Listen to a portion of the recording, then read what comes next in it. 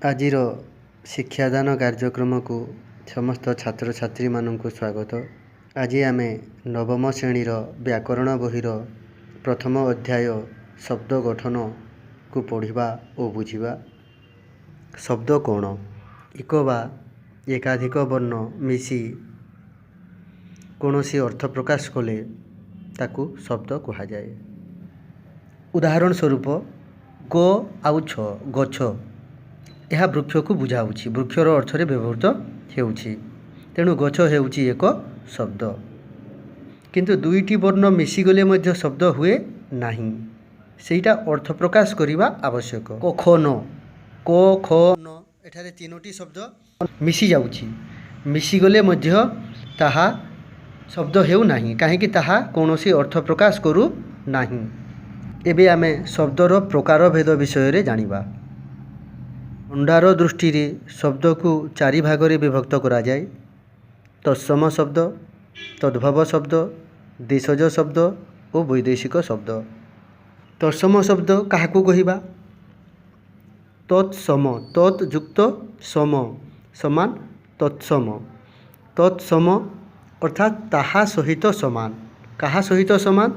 ସଂସ୍କୃତ ଭାଷାରେ ବ୍ୟବହୃତ ହେଉଥିବା ଶବ୍ଦ ଯଦି କୌଣସି ପରିବର୍ତ୍ତନ ନ ହୋଇ ଅବିକଳ ଭାବରେ ଓଡ଼ିଆରେ ବ୍ୟବହୃତ ହେଉଛି, ତାହା ହେଲେ ତାକୁ ଆମେ ତତ୍ସମ ଶବ୍ଦ କହିବା। ଉଦାହରଣ ସ୍ୱରୂପ ହସ୍ତୀ,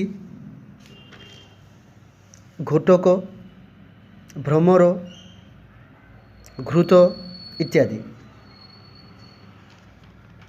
ଯେତେବେଳେ ଆମେ ଭାଗବତକୁ ଦୃଷ୍ଟିରେ ନେବା ଆଉ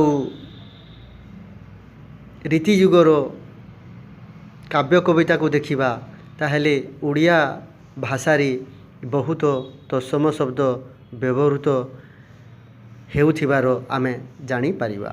ତାପରେ ଜାଣିବା ତଦ୍ଭବ ଶବ୍ଦ କ'ଣ? ତଦ୍ଭବ ଅର୍ଥାତ୍ ତାହାଠାରୁ ଉଦ୍ଭୂତ। ତାହା ଏଠାରେ ହେଲା ସଂସ୍କୃତ ଭାଷାର ଶବ୍ଦ। ସଂସ୍କୃତ ଭାଷାରେ ବ୍ୟବହୃତ ହେଉଥିବା ଶବ୍ଦ ସମୟକ୍ରମେ ଟିକେ ପରିବର୍ତ୍ତନ ହୋଇ ଓଡ଼ିଆ ଭାଷାରେ ବ୍ୟବହୃତ ହୁଏ, ତାକୁ ଆମେ ତଦ୍ଭବ ବା ତହିଁରୁ ଜାତ ବୋଲି ବୁଝିବା। ଏହି ଶବ୍ଦ ଗୁଡ଼ିକ ହେଲେ ଘୋଟକ ଶବ୍ଦଟି ହେଲା ତତ୍ସମ ଶବ୍ଦ। ଏହା ସାମାନ୍ୟ ପରିବର୍ତ୍ତନ ହୋଇ ଓଡ଼ିଆରେ ଘୋଡ଼ା ଶବ୍ଦ ରୂପରେ ବ୍ୟବହୃତ ହେଉଛି। ଘୋଡ଼ା ହେଲା ତଦ୍ଭବ ଶବ୍ଦ। ଠିକ୍ ସେହିପରି ହସ୍ତୀ ଏକ ତତ୍ସମ ଶବ୍ଦ। ଏହା ସମୟକ୍ରମେ ଟିକେ ପରିବର୍ତ୍ତନ ହୋଇ ଓଡ଼ିଆ ଭାଷାରେ ହାତୀ ରୂପରେ ବ୍ୟବହୃତ ହେଉଛି, ତେଣୁ ହାତୀ ମଧ୍ୟ ଏକ ତଦ୍ଭବ ଶବ୍ଦ। ଏବେ ଆମେ ଆସିବା ଦେଶଜ ଶବ୍ଦ ପାଖକୁ।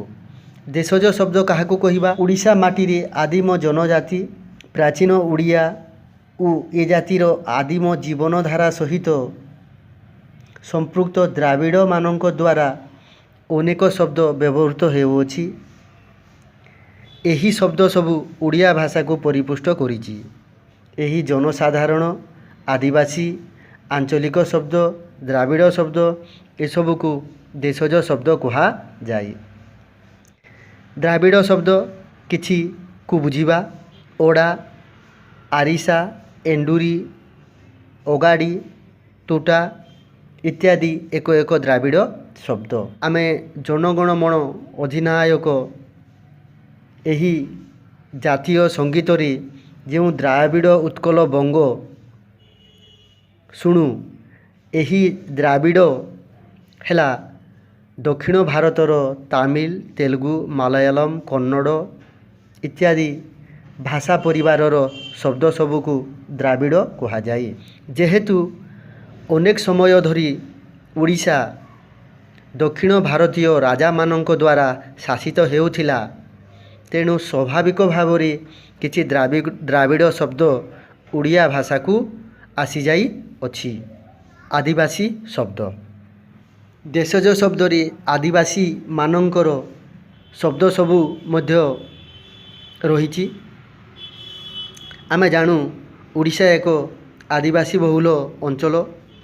ଏଠାରେ ପ୍ରାୟ 52 ପ୍ରକାରର ଆଦିବାସୀମାନେ ବସବାସ କରନ୍ତି।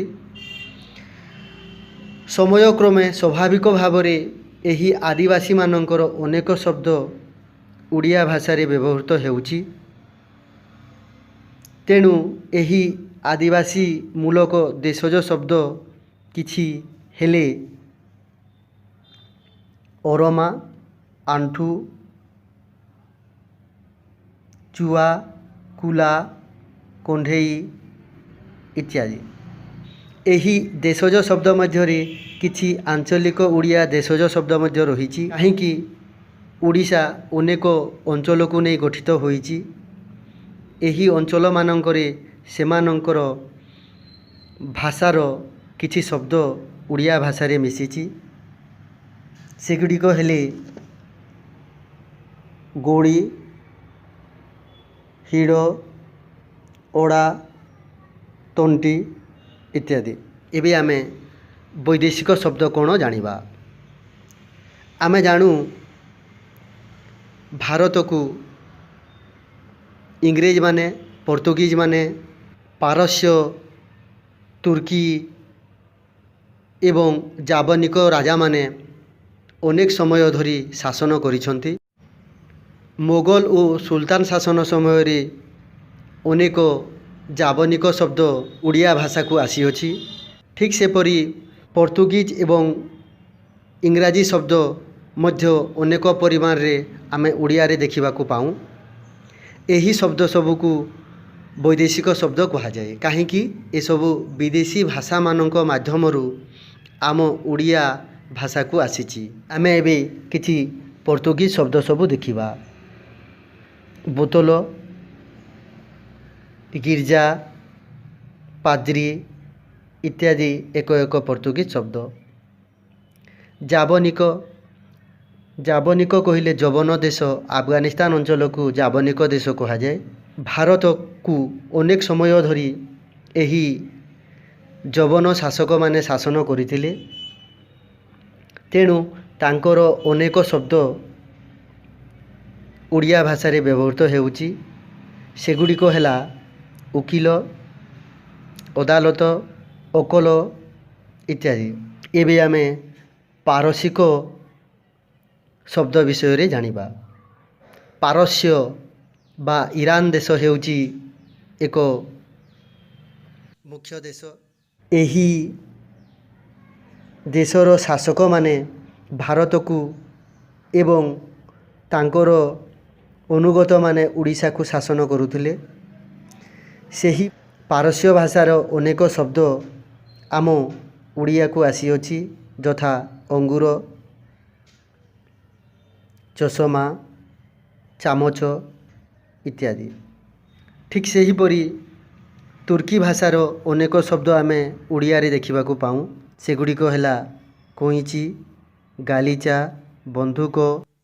ଆମେ ଜାଣୁ ସମଗ୍ର ଭାରତ ଓଡ଼ିଶା ଇଂରେଜମାନଙ୍କ ଦ୍ୱାରା ଶାସନାଧୀନ ହୋଇଥିଲା ଅନେକ ବର୍ଷ ଧରି ଏବଂ ଇଂରାଜୀ ଭାଷା ସେ ସମୟରେ ରାଜଭାଷା ଥିଲା।